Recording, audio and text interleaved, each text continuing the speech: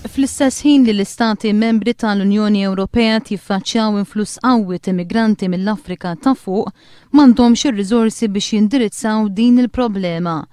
Għalhekk li l-Ewroparlamentari Laburista Louis Grech appella għal soluzzjoni Ewropea. Qal li l-Unjoni Ewropea għandha toħroġ politika ċara u integrata bbażata fuq il-prinċipju tal-burden sharing.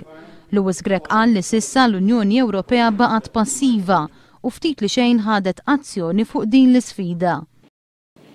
Europe must make the difference not only to the people who are risking their lives in order to make it to Europe, but also to those European citizens that are directly affected and who are justifiably calling for prompt European intervention.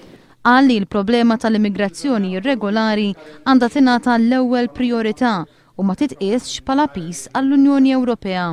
B'ħidma u pjan fit-tul l-immigrazzjoni irregolari tista' tiġi indirizzata, temm jgħid l-Ewroparlamentari Laburista.